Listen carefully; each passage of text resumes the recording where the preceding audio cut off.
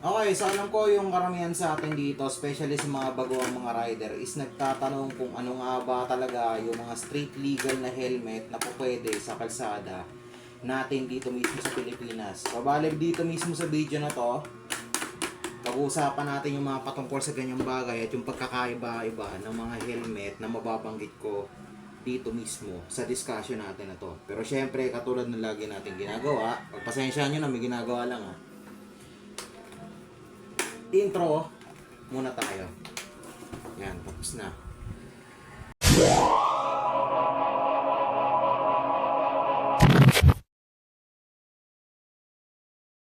So katulad ng binanggit ko kanina, pag-uusapan natin dito mismo sa video na to is patungkol sa mga street legal helmet na pwede natin gamitin habang bumabiyahe tayo dito mismo sa loob ng Pilipinas. And eventually, pag-uusapan natin yung mga patungkol sa pagkakaiba-iba ng mga helmets na i-discuss natin dito mismo sa loob ng video na ito. Pero bago ang lahat, sa lahat ng mga nanonood ng video natin dyan, ayan, kung nagustuhan nyo itong video na to or marami pa kayong gustong malaman patungkol sa mga bagay na related sa motorsiklo, click nyo lang yung subscribe para manatili kayong updated, and huwag nyo kakalimutan na mag-leave ng like dito mismo sa video na ito, lalo na kung nagustuhan mo yung video na ito.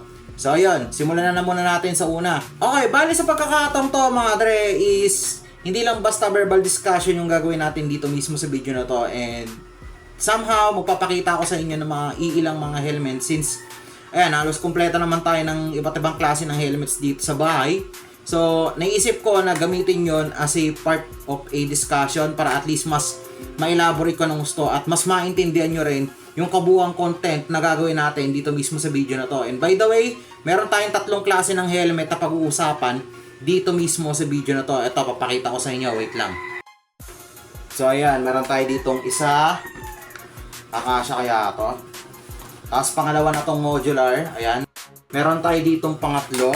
Ayan, kasi di natin alam kung paano natin nasasalansan to since medyo maliit yung spasyo ng workstation ko. Pagpasensyahan nyo na muna yung background inaayos pa po yung workstation ko as of the moment. Pero sige, siguro dito na lang muna to sa baba. Ayan. Okay, so meron tayo ditong tatlong klase ng helmet na gagamitin dito mismo sa discussion na to. So yung unang-una is yung pinakauna kong helmet is yung Sec Armada. Pangalawa naman is itong pangalawang helmet ko is yung Sec na Universe.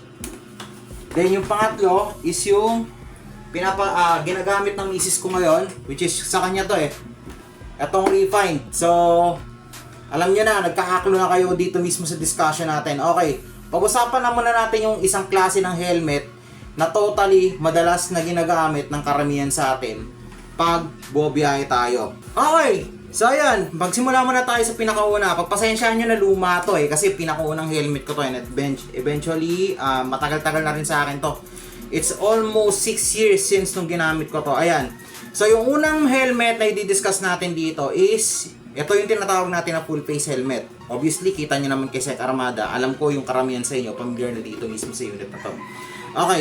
Okay, so full face helmet, definitely ito yung klase ng helmet na kaya mag-offer sa'yo ng protection sa lahat ng parte ng ulo mo habang nagdadrive ka. Kasi bakit? Simple lang simula po dito mismo sa pinaka-chin, sa top, tsaka mismo sa pinaka-back ng likod mo is meron po siyang shell na naka-indicate dito mismo sa helmet na to. Then also, alam naman natin na karamihan sa mga klase ng helmet na lumalabas ngayon is hindi na lang po single visor ang meron ngayon. Actually, karamihan po sa kanila is, hindi ko lang alam kung mapupul ko to ng maayos kasi medyo sira na to Ayan. Baba na lang natin. Yan. Meron po na po silang ino-offer na inner visor dito mismo sa mga gantong klase ng helmet. Ngayon, ang advantage nito, kaya kanina itong bigyan ng full protection habang bumabiyahe ka if ever man na masemplang ka or di kaya na merong mangyaring hindi maganda. Let's say for example, bigla kang mabangga tapos tumilapon ka sa kung saan. Kahit paano, napoproteksyon na nito or ito yung sumasalo ng impact na dapat para sa ulo mo. Ngayon, ang disadvantage lang nito if ever na pagdating sa convenience, kapag halimbawa na meron kang gagawin na certain kind of activities like for example, iinom ka or let's say for example, palayo silang rider, is kakailanganin muna talagang tanggalin itong gantong klase ang helmet para magawa yung mga certain activities na yon. Okay, sige, sunod tayo. Okay, so ito yung next one. So ito yung pinakamadalas kong ginagamit ngayon as of the moment. Kasi bakit? Simple lang, napaka-convenient nito gamitin.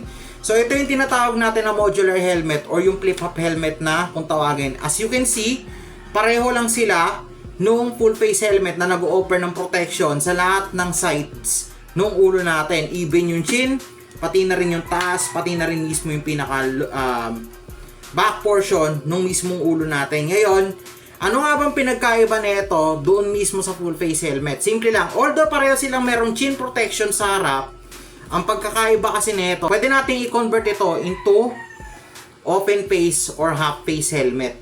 So simple lang po yan. Meron po siyang button dito sa ilalim. Pindutin lang natin yan, tapos po pwede natin ingat. And ayan, pwede na siya maging half face helmet.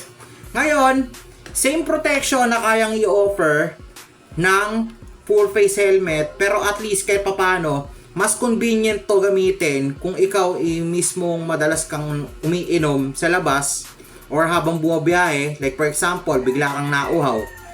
Pwede mo tong iganto or suddenly iangat yung pinaka-chin part neto para makainom ka ng maayos. Or let's say for example, mahilig kang mag-yosi, ayun. Isa na rin yun sa mga pinaka-biggest example natin na po pwede nating i-discuss dito. Ayan. Saktong-sakto sa itong gantong klase ng helmet. Yung mga gantong klase, yung mga modular helmet, tsaka yung half face na i-discuss natin. Mamaya-maya lamang. Okay. So next na tayo, nabanggitan natin yung isa eh. Okay, so last but not the least, sa listahan ng mga street legal helmets na po pwede natin gamitin sa mga kalsada natin dito mismo sa Pilipinas. At ito, napakasimple lang intindihin, napakasimple lang din ang structure, and also madali lang ipaliwanag to.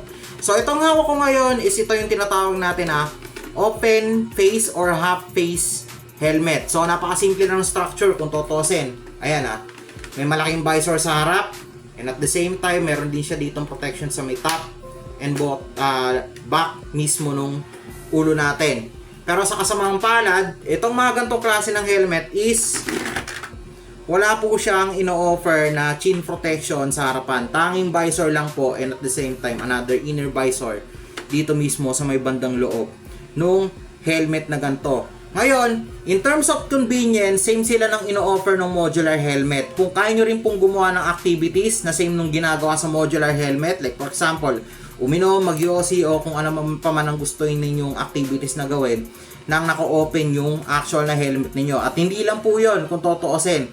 Bukod po dyan, yung mga gantong klase ng helmet is much more cheaper yung price po sa market. Simple lang po. Ito po ang katulad nito, yung Sec Refine. By the way, ito po, hindi po ito endorsement video talagang existing lang po talaga tong mga helmet na to sa lineup namin ni Miss. Ayan.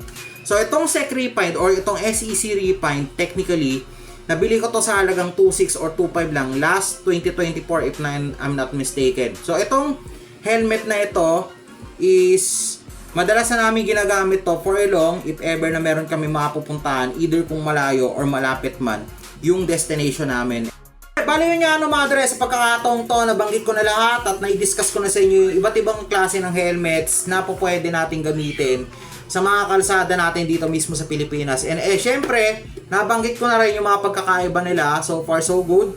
So ayun, kung meron kang gustong i-suggest na i-content natin dito mismo sa channel natin, ayan, i-comment mo nandito mismo sa baba. And at the same time, kung nagustuhan mo tong video natin ngayon, huwag mong kakalimutan na mag-subscribe or mag-follow dito mismo sa page natin sa Facebook. So ayun nga madre, hanggang dito na lang muna tayo. Keep safe and ride safe always. Jobs out. Ingat kayo parati. See you soon. Abangan nyo yung mga susunod natin na content.